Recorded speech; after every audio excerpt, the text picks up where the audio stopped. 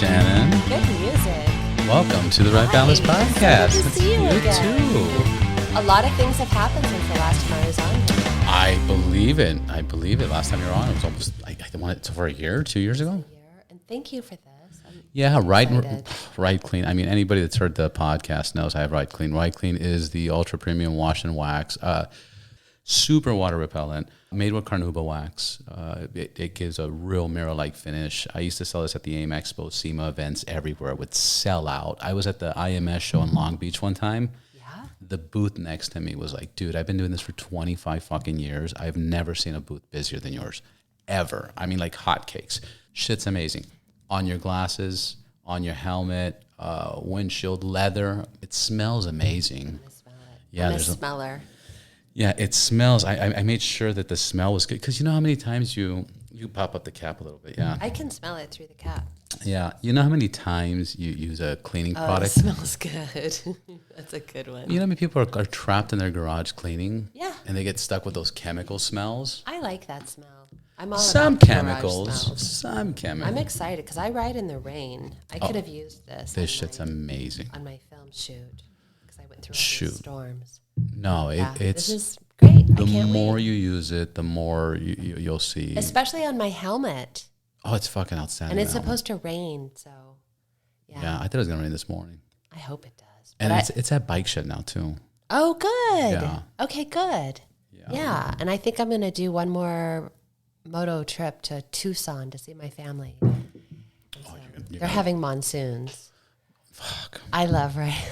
I know it's so crazy. The crazier I the love better. it. I'm like, it's going to rain. Yeah. So this will be good because I'm always like the two fingers going like that. Yeah. Or I have to lift my helmet and then I have to take my glasses off because the rain will get on my glasses. Yeah. Yeah. No, you have to. You have to. No, this helps a shitload. I'm excited. Shannon, it's been I think I want to say 2 years. I don't think it's been 2 years. No, not has it? quite.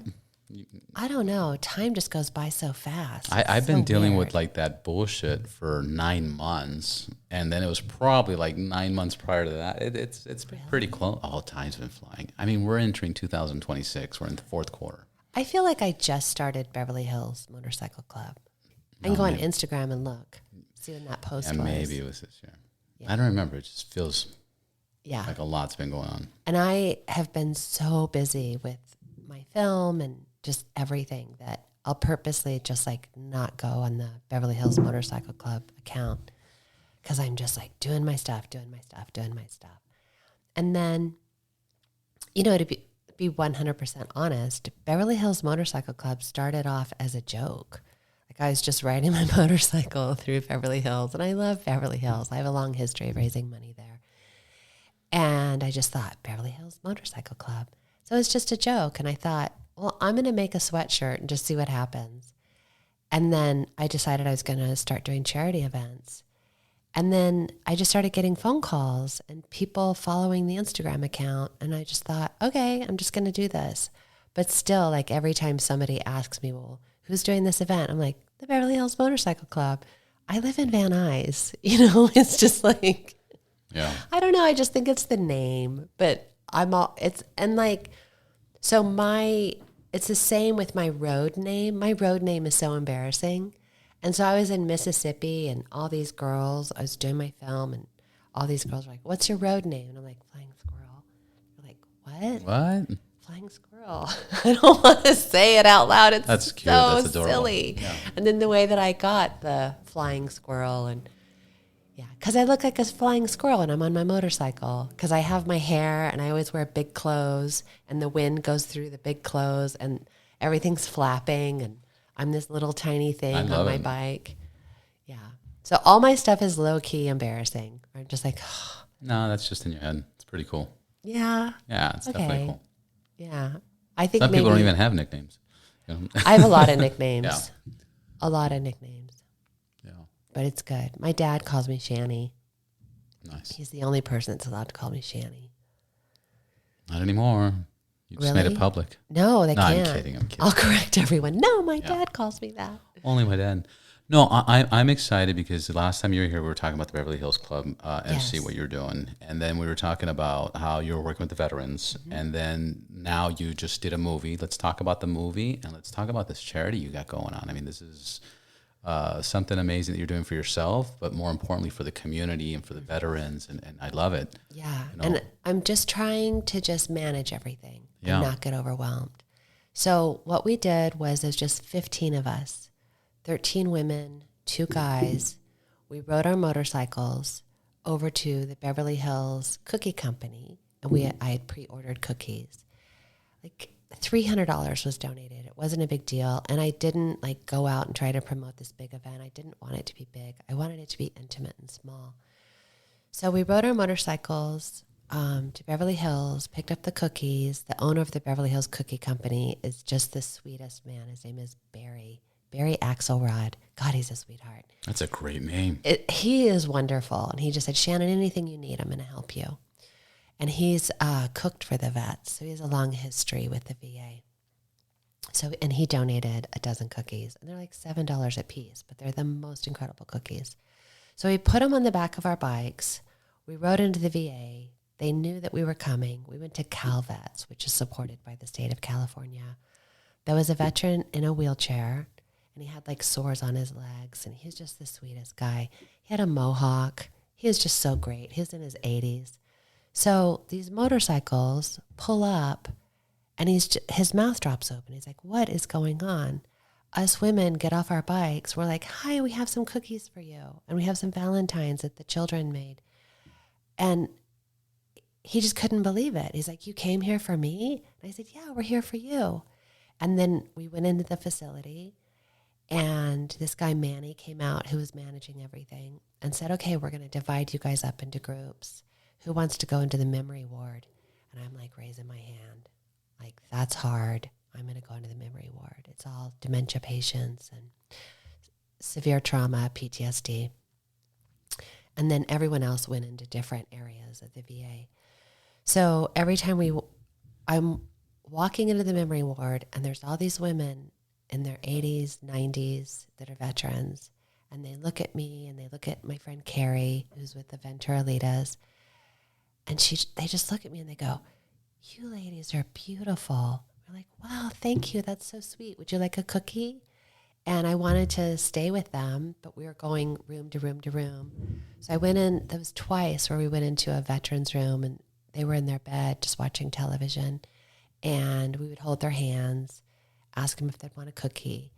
And then when we went to leave, both times, the veterans started crying. They didn't want us to leave. So that's hard. We just sat there and watched, an old Western on the television with a couple of veterans. And it was just so lovely and tender to just sit with them. And then something that really comforted me is that there was a camera on us, and it said, smile, you're being videotaped. And it's just such a comfort that they're being taken care of that way. Yeah. That no one's going to hurt them. And I've really found that when you're a volunteer, you're not staff, you're not a client, you're a volunteer. And so you're really there to make sure that everything is okay. And if it's not, you get to say something because you don't work for them. You're not in danger of being fired. You're not the client. There's no penalty for you. And so it's always so nice to be the volunteer that's like, wow, this organization really is incredible. It's really amazing. So that's CalVets. So that's what we did for CalVets. So then I belong to the DAR, the Daughters of the American Revolution, which is something I thought I'd never, ever join. But I joined for my family, for my mom and dad. My dad's a vet. So I joined the LA chapter. And so it's this incredible organization. I had no idea. It helped me to just stop judging things. They did this event for the female veterans, 70 female veterans that are at the VA center. And it was 200 DAR members, all the different chapters, Hollywood, Beverly Hills, LAC, which is mine, or LAE. So they put together these care packages of shampoo, lotion, slippers, scarves, all these things for the female veterans. They did a lunch for them. And so I met all these women that fought. And there was, women missing legs, women in wheelchairs, women that were fine. They just live at the VA. And so the person from the VA, sometimes it's hard for me to talk about, this woman named Christina let me know that the government takes care of their housing, but doesn't take care of their food or clothing or personal items. It's all donations. And she said that because of the fires and just everything happening, she's not getting the checks that she used to get. And it's really hard to feed the vets and clothe the vets. And she let me know that they needed underwear. And my heart just broke because I thought about my dad. Like, what if my dad goes to the VA? I'm always going to make sure my dad has underwear. But there's some vets that they don't. And so, all the ladies in the DAR, they're like, well, Shannon rides a motorcycle, which they're shocked. And so Christina asked me, could you put together a motorcycle ride? And I said yes, but I was really scared because I don't want to disappoint the veterans. And I haven't really been showing up for other people's rides because I've been busy with my film, and I keep going to Tucson, and I'll say, oh, I'm going to come to the ride on Saturday. And then, oh, shit, I have to do this. I can't come. So I've just kind of been withdrawn and isolated in my busyness and just not out in the community lately. And it's fine. But I just got scared. Like, who's going to come? So a couple weeks ago, I was going out to Tucson to see my father and my mom. And I'm in the middle of the desert. I'm in Parker, Arizona. And it was so beautiful. It just rained. There was clouds everywhere. And there was these rocks on the side that said Grace. And so I got out, and I didn't even realize how scared I've been and how nervous I am and how much anxiety I have. So I got out of my car, and it was so beautiful. I just started praying. And then I started screaming. And my small prayer was, God, I need you. And then my scream was, I need you more. I am so freaked out. I need you to do everything, everything. So then I am screaming in the desert and crying, I need you, I need you, I need you. And I just felt this, yes, like I'm going to help you. It's going to be okay. Don't worry about it. You're going to you're going to talk to all the schools that you teach at. You're going to get Veterans Day cards made by the schools. You're going to work with the children that you teach sewing to. You'll do an event, and the parents are going to pitch in, and motorcycle people will pitch in. And then it just all started to come together in such a miraculous way where people really do care about the veterans. And so I've been able to go to sponsors that have sponsored me for the Kershaw event, attorneys. I did an event for foster care girls, a lot of the same attorneys that are always, whatever you need, Shannon, whatever you need. It's MVP, like whatever you need. So it's the same thing. Just people saying whatever you need. And then just all those phone calls. And then the embarrassing part where I'm talking to the presidents of motorcycle clubs. They're like, well, what is this? I'm like, it's the Beverly Hills Motorcycle Club. Excuse me, sir. I know you're like really legit and an amazing person. And yeah. So, and it's okay. It's all going to be okay. And I'm really blown away at, one of the guys that is the head of a motorcycle club said, well, what do you need? Do you want 5 people or do you want 500? And I said, it'd be nice to have 500. I can't even imagine what that looks like. That's a lot. The most I've done is 100 people coming to a motorcycle ride. And I don't know if 500 are coming. I don't know. Right. We're still at the beginning. We're like 7 weeks out. We're still getting our flyers together. I'm still on the phone, like securing sponsors. A few things. One, we were just talking about it before we started recording. It's amazing how many people are willing to work or help out if you ask. Yeah. And it's amazing how stubborn we are as individuals and then don't ask. And, it's like we don't want to be rejected, or, we want to do everything by ourselves and control everything. And it's like, if you need help, ask, and I'm so guilty of this.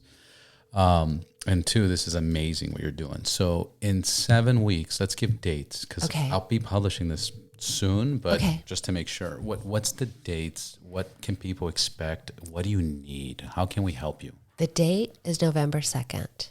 So the VA is doing all of these different ceremonies and events for the veterans all week.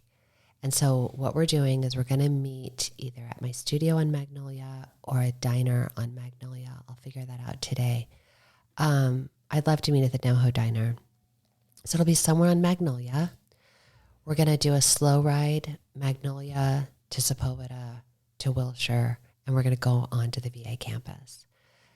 300 veterans will be waiting for us. Wow. And then we're going to take stuff off of our motorcycles that have been donated. We're going to take, I'm asking for underwear for men and women, socks, sweatpants, T-shirts, nightgowns for the older ladies because they like to look pretty, new bathrobes for the women, slippers that have the skid. I'm going to do an Amazon wish list, or I'll just do a PDF of like everything that they need.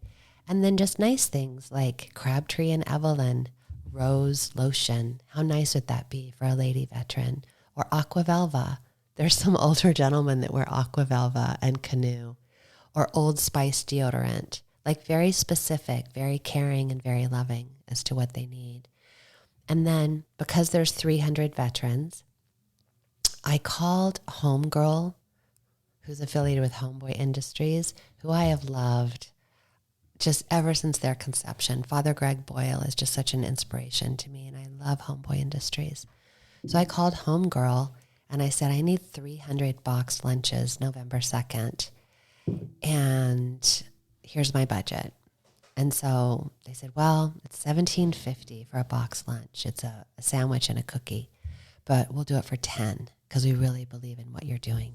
That's beautiful. So yeah, $3,000. And then I'm just slowly raising that. You know, law firms are like, send me the invoice. We'll take care of it. So, yeah. That's amazing. It's amazing. So far we're feeding the vets. That's taken care of. There's going to be tables, chairs. There'll probably be vendors. There's going to be other food vendors where you can buy your own lunch if you ride in, because the free lunch will be for the veterans. Yeah, there's going to be tables where we can just take stuff off our bikes. And can you imagine veterans waiting for the motorcycles and then all of us roar, like we create that roar with our bikes riding in and then just seeing their faces? Because when we did this with just the 15 of us, every vet said, you made my day. Yeah. You made my day. You made my day. So I just think it's the sweetest gesture. And no, it's not just the gesture. It's you're changing their mood, their thought process. You know, who knows? Some of them don't have family. I mean, when you're 80-something years old, when you're 70-something, how much family do you have? You know, who's coming to visit you? Who's coming to visit? You're kind of abandoned. So you bring that hope, and then with the donations and everything else. Now, talking about vendors, because I want to see how we can get people involved and more. So we know what you need, and you're going to be making a list, and there's different ways of bringing it. They can actually bring it, or they could do it through Amazon, or et cetera. What's the vendor process? What kind of vendors are you looking for? Is everybody available? Is there something that you want more than another? Well, as far as vendors, I mean, moto vendors are amazing because there's going to be a lot of bikers there. I'm not going to charge vendors to come because I don't know what it looks like. So I'd hate for somebody to pay like $50 or $75 to be a vendor and then they don't make any money. And I don't want a percentage. It's just whatever's on your heart. I'm just praying that there's such an abundance of people and that whoever's a vendor sells so many T-shirts that they're like, hey, I did really good today. Here's some money. And then I'm able to donate that back to the veterans. I don't want people to have to pay to be in the ride, even if it's just $10 a head. I know everyone is saying, I'll give you $20 to be in the ride. It just doesn't feel right because showing up is so much more valuable than $20. Just you being there is worth so much more. So I really want it to just be whatever is on people's heart. We did an event for the foster care girls, and the LA Litas were there, and Pasadena Motorcycle Club. Just the most incredible people came to this ride. And then people off the street were like, what are you doing? I said, we're doing an event for foster care girls. And this guy handed me $300 people were just handing me cash. And so I was able to give the Optimist Club $1,000 cash for their petty cash. When we did the Kershaw event, Clayton Kershaw has this organization where they do 1,500 backpacks. Well, the moto community brought 1,500 boxes of crayons with Beachside Moto, VVMC, Litas. It was incredible. And then again, people were just handing me cash. And then MVP, the attorneys, gave a check to Ellen Kershaw. And Clayton Kershaw showed up, which I didn't tell anybody. I knew they were coming, but it would have been a totally different event. So Clayton Kershaw showed up with donuts. And this event is kind of the same. You know, I'm having a lot of telephone conversations where so-and-so is like, we're going to show up for you. But I don't want to say who it is because I don't want it to be about that. It's just like, come, see who comes. I also don't want to promise that so-and-so is going to be there. I want everything to just be low key, and you just come and see who's there. Oh, wow, it's that guy. Oh, I love that guy. Or, oh, it's her. Wow, that's amazing. Or it's just us, which is enough, you know? Yeah. Yeah, you want to create awareness, attention, and have people socialize and get together at the same time doing a great cause for the veterans. And then there's also this thing. And as writers, we're always looking for that anyways. Yeah. I have a lot of, I know this is off topic. I have a lot of single women friends. Tell them I said hi. That they're literally just, they're like me. We're just at home, like doing our crafts, like sewing and quilting and crochet. And they're just the nicest ladies. And they're always saying, Shannon, I'd really like to meet a biker. I'm like, really? Okay, well, come to this event. I'll bring a helmet. I don't know. Maybe you'll meet somebody. I've had friends that met at the Kershaw event and they're still together. So if you're a single person, you know what? Maybe just come. Maybe that should be the next event that you throw. Where, because you know, I'm going to be a little silly. Okay, it's okay to be silly. It's okay to have fun at these events. My brother's a veteran, and he was in the Navy, and he says in Australia, this is, you know, from his group of friends back then, that when they would pull into Australia, the women are 3-1 for men. Wow. It's insane. Yeah. So when the Navy ship pulls up, he was on the USS Abraham Lincoln, big aircraft carrier. When that would pull into Australia, the women would just go running there, and the men would throw their hats, and they had their names, and then they would try to find, you know, the names, and then they would want to treat them or take them out to a bar or whatever. It's wild. Now, think about this. Think about, you got a bunch of bikers that, you know, motorcycles are like going to the gym. You know, you get a motorcycle to get girls. You go to the gym to get strong to get girls, but you don't get girls. It's the guys that are like, hey, nice bike, man. Hey, nice game. Yeah. You know, it's always like that. The women that are looking for people, you know, men are doing the home thing, and they have their hobbies and their yoga and their cycling. Imagine doing an event where it's like you bring a bunch of single girls, bring a helmet, a bunch of guys on motorcycles, they bring their bikes.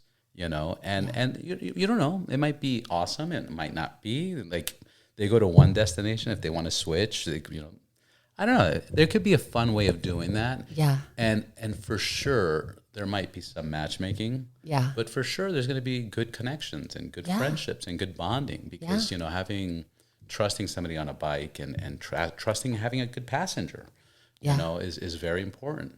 And that was sort of the original intent of Beverly Hills Motorcycle Club, is to do events where, you know, that's one of my phones. Yeah, it's all good. Where we're meeting somewhere and we're all going dancing. Or come to our event and bring a helmet, and I will know, because I have a lot of single men biker friends that would like to meet someone sweet. And you know, I'm always like, oh, I have this friend for you. Oh, I have this for you. I think you would like her. And a lot of the times it works out. So it'd be great to just have everybody come and just see what happens. Especially. And it'd be kind of like old school. Because it's like now, it's like the dancing, you know? Yeah. When you go to school dance, you got the girls on one side and you got the guys on the other side. And it's like, okay, we're here to dance. Yeah. Do you want to dance with me? Nah. Do you want to, you know, it's kind of one of those things. Yeah. So I do have, there's 5 women that I know. Mel's Diner.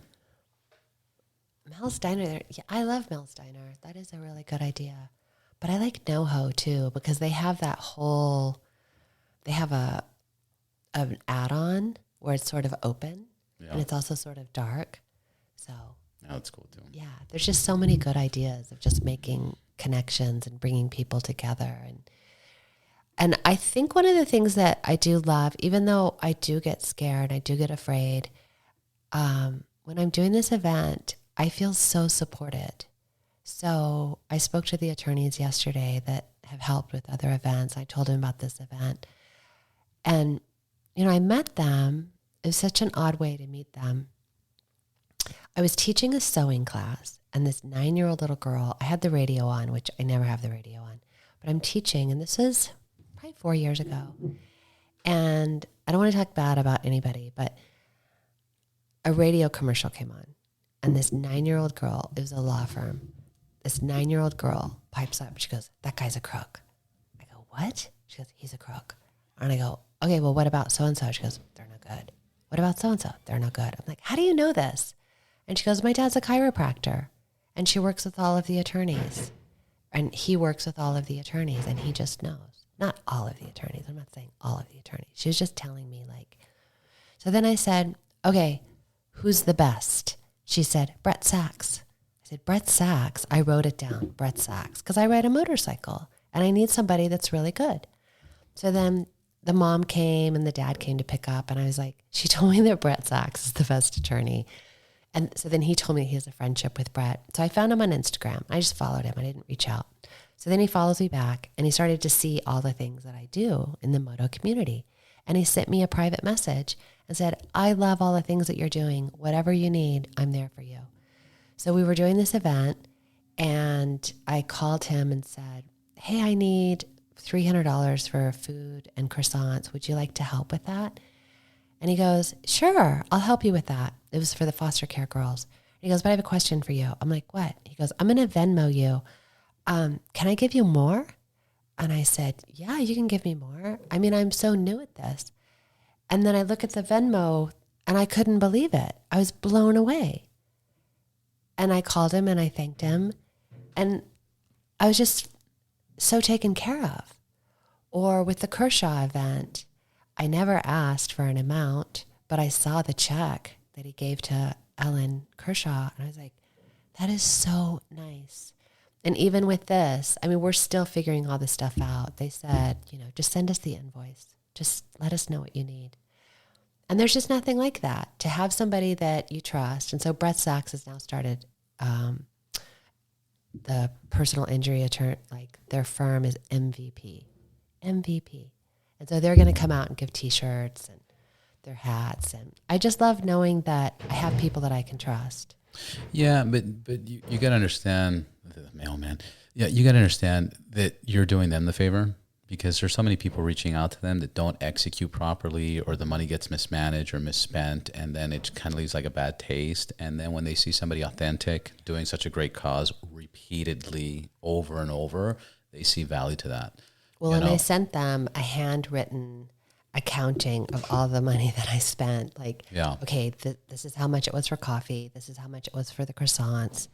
I spent $120 on candy. Yeah, you broke it down for accounting purposes, which is amazing. So I could just hand them the accounting. No, which is great, but you know how many people don't do that? Or it's complicated, but it takes two to tango. Right. Right? If somebody Venmos me, I'll text them back and go, "Oh, I bought, slippers for the foster care girls," or I'll let them know. Where their money went. Yeah, or the Kershaw event. People were Venmoing me $10, $20. And I just said, "I just wanted to let you know I went to Target and I bought 24 boxes of crayons. And here's the receipt." Just so that they know, that I'm not eating lunch with their donation. Yeah, of course. No, it's important. I have my own lunch money. which is my point. Yeah. Which is my point. So you can literally see, if you donate to me or Beverly Hills Motorcycle Club or whatever, that we're going to get 10 packages of boxer shorts. Or we're going to get socks. So I think that's the beauty of the event. So it's show up at North Hollywood Diner or my studio in Magnolia. Which you'll let everybody know by when? Friday. Friday? I'm going to go to NoHo Diner. I just want to make sure that they can handle what's about to happen. And where are you going to be posting this information? Where can people track this? I think the best is on my Instagram, just Shannon Albright. Okay. And I'm also going to post on Beverly Hills Motorcycle Club. Just Instagram is the best way for me to communicate. And that's the best way to get a hold of you. That's the best way to follow the event. That's the way to get updates. Facebook is weird. Facebook is weird. I've got but there's an age 5,000 followers, and I get a lot of weird stuff there. I've gotten Instagram. Yeah, Instagram is good because it filters. If I'm not friends with them, then it goes, and I'll check like so-and-so's trying to send you a message. I'm really good with Instagram. I'm not on TikTok. I'm not doing YouTube. I'm just good on Instagram. Okay. So it's just Shannon Albright, ALLBRIGT. Or they can go to your Instagram and see, oh, it's Shannon. It's that Shannon. Right. Right. No. And I'll, once I publish this, I'll put hashtags and make it recognizable. And I'll make sure that every post I put has your I'm trying to keep it as simple as possible. Just November 2nd, we're going to meet up at 10 a.m. There'll be lots of talking, lots of communicating. We're going to do a lot of single girls, a lot of single bikers. All my friends are cute. Yeah, there you go. So yeah, exactly. I know it sounds so bad. Yeah. No, but it's fine. I mean, how are you going to meet people? What makes it sound bad? You know, it's just society. Like what? Like, hey, I've got a girl for you. Yeah. But I do. She's really cute. And she's not on apps. And she's always asking me, where's the best place to meet people? I'm like, well, yeah, depends. No, that's awesome. No, we got that covered. We got a lot of excitements, veterans, good cause, single women, single bikers, community, all that fun stuff. Real quick, let's jump into your movie. Congratulations on your movie. You've won. You're getting attention and awards. And what's going on? So the film has won 34 awards. We have a poster with all the laurels on it. We need to update it because we. Hold on, let me see if I have the. 34 awards. That is. Calm down, everybody. Calm down. That's amazing. It's actually really humbling. Yeah. Very humbling. And motivational. It motivates me and other people too. Because, you know, everybody has a dream or a vision and they, you know, life happens and then it gets in the back burner. Like I haven't done an episode in like a while and I'm like, fuck, what am I doing? I have 160 episodes ranked top 5 in the world podcast. What? Let's go. Yeah. And when you do this and you execute and you get awarded for that, that's huge. It's a huge surprise because I didn't know what I had. I mean, I'm a trained screenwriter, so I knew that I had to have my opening, my 15-minute first act break. I knew it needed to happen. But filming, we really didn't know what was going to happen, and everything was happenstance. And so, you know, and it was such a personal thing for me that I taught myself how to edit on DaVinci so that I could cut it myself. Amazing, I just switched to DaVinci. Yeah, I love it. It's so just, and I'm shaving seconds off of it because I didn't want to sit with somebody and I didn't want to argue. I didn't want them to like tell me, well, I think it's this. It's like, well, no, it's not. And then we start crying. I just wanted it to be like what I thought. And then I read this incredible book. Oh, Rubens. Who's the guy? He did the Beastie Boys. Why can't I remember his name? Composer or documentary? No, he's a music producer, and he wrote that book about creativity. I bought the book. Here, I've been doing this. I like this. Sorry. There's a guy that worked with the Beastie Boys named Ruben. He wrote a book called, what was it? I don't know. Oh, a book. I bought the book. Can you bring that up? Absolutely. You're thinking of Rick Rubin. He's a legendary music. Yes. Rick Rubin. Yeah. Yeah. I usually have it hooked up to the Bluetooth and you could hear it through Rick Rubin. So I got that book and I didn't even read it because the first chapter is all about you don't do a project for them, you do it for yourself. And it just reframed everything. And I made a movie that I really like, that when I see the movie, I start crying because I was like, oh my God, I can't believe I did that. Oh, that's so sad. Or, oh, that's so good. And then I actually was able to detach from the film because when I'm leaving for Alabama, so basically the movie's called 2,500 Miles. I rode my motorcycle from Los Angeles to Selma, Alabama, taught a sewing class where I learned how to read and write. So when I'm pulling out of my driveway with all my luggage and I'm scared as shit, and I almost didn't make it, I almost ran into a car. I'm like, this big old wide turn. So when I see that on film. I'm like, oh my God, I hope she makes it. She's kind of dumb. Like, does she know what she's doing? Right. You're like, what's going on? Yeah. Like, how many times is she going to die? And she's on a little Triumph. Like, it's not little, it's 900 Street Twin. It's my baby. And I rode that because it's my favorite bike. But there's no fairing and just all the dangers of riding a motorcycle. A little baby windshield. Yeah.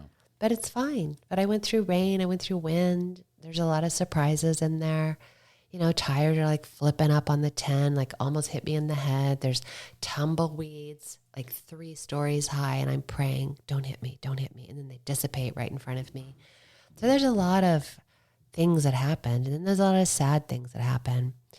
And so I could have waited and had people give me large amounts of money to do a film, but I didn't want to wait for that. And I wanted control of it, and I wanted it to be sweet. And so I just cobbled together some money, and I had angel investors that said, we love what you're about to do. Here's some money. I'm like, okay, thank you. So I got together enough money, and we just set out on this adventure. And it's rough, but if I would have gone with these big, huge cameras and a full like staff with a van and all this stuff, I wouldn't have gotten what I got because it was just me and the camera person. And so we were able to talk to a waitress in Meridian, Mississippi that told us about Meridian, Mississippi. And then we went to New Orleans and we saw the school that Ruby Bridges integrated. And then we met George Sally, who was in Bloody Sunday, who was beaten in Bloody Sunday, the marches of 1965. And then the third march, which was successful. Well, they're all successful, but they made it to Montgomery. He was at the right hand of Dr. Martin Luther King Jr., and he was telling us his story. And that happened because it was just me and the camera person. And I think if we would have had all the stuff with us, it just wouldn't have been what it was. And then when I'm sewing with the staff of the school, they're just telling me all these things that were so wonderful, but also really sad. And it just wouldn't have happened any other way. And so I love the film. And if people come and they don't like it, it's okay. Because when I'm 90 and I'm in my rocking chair, I'm still going to feel good about what I did. Or when I have grandchildren, they're like, you made this movie? And I'm like, yeah, I did. So as long as I like it, it's okay. Hell yeah. And it's more than okay. It's amazing. It's outstanding. We did a screening. So yeah, it's like I forget that I won Best Director, Best Female Director in Brussels. It won Best Travel Film in Paris. It won finalist for Best Documentary in Milan, Italy. I would be getting tattoos of each fucking award. I don't even want to think about it. I got Best Documentary in Dubai. Honorable mention for Best Documentary in India. Like 2 awards in India. It's been in Austin, Arizona, Seattle, Virginia. Where else? It's like 34. And then we're at the Valley Film Festival in a couple of weeks. And it's nice, it's good, but it's just okay. I'd rather not think about it because I want to make another film. And I want it to kind of be the same. Like maybe we'll upgrade and have like 2 people come with us. You know, someone to drive the truck and someone to hold the camera. Because we were picking up hitchhikers to hold the camera. I know. Because the cameraman was driving the truck. And it was too hard. It was literally one cameraman. One cameraman. Driver. Yeah. Wow. Because I didn't want a bunch of people with us. I just wanted it to be this thing between me and the camera person. And so we had to get coverage of me in New Mexico, almost fucking dying. So there was a guy, this guy, Dallas Morgan, we're still friends with him. He was hiking the Continental Divide, and he was at a cafe just trying to hydrate. It was like a taco place. I say cafe, but it was like a taco stand. And we're having tacos, and I just look over, I'm like, how are you? And I start talking to him. And then he starts talking to me, and he had the name Dallas, and I'm from Dallas, Texas. And I said, and he goes, do you think you could drive me to Apache, it's like something, New Mexico to the very start of the Continental Divide. And I said, yeah, sure. And he goes, I'll get in the back of the truck. I don't have to be in the cab. I said, no, you can sit in the cab. Would you mind holding our camera? We're making a documentary film. And he's like, yeah, I'd love to do that. So for 50 miles, he's filming us. Then those other things where it's like, hey, do you think you could ride with us for 12 miles and shoot this? Could you do this? Could you do that? Everyone is like, yeah, I can do that. So it's really like, what? When people hear that we picked up hitchhikers, it's fine. And especially when you're from LA, because that's the craziest thing in the world. And Dallas Morgan, he's such a nice guy. I just saw his post on Instagram last night, and he's doing great. He made it up to Canada. He hiked the Continental Divide. I kept checking to see if he was still alive, and did he get eaten up by wolves? And he inspires me, and I inspire him. And just, Mayor of Wilcox on the way up, I met the mayor, and he was like, if you ever want to come back and do a moto event, I own a vineyard here in Arizona. I'm like, that's cool. Yeah. Just all these friends, law enforcement. I got pulled over a few times, and it wasn't because I was doing anything bad. Just the sheriff of that county was concerned. Just like, are you okay? I'm like, yeah, I am. And he's like, well, I'm just going to let everybody know that there's a girl on her motorcycle out here on this road, and just keep eyes on you. I'm like, okay, that's really nice. And then on the trip coming home, we pulled over to take like a victory photo, like I made it. We're in Indio, and sheriff pulls up. Are you okay? I'm like, yeah, I'm okay. And so I have found that being a woman on a motorcycle creates a vulnerability where everyone just kind of looks out for me.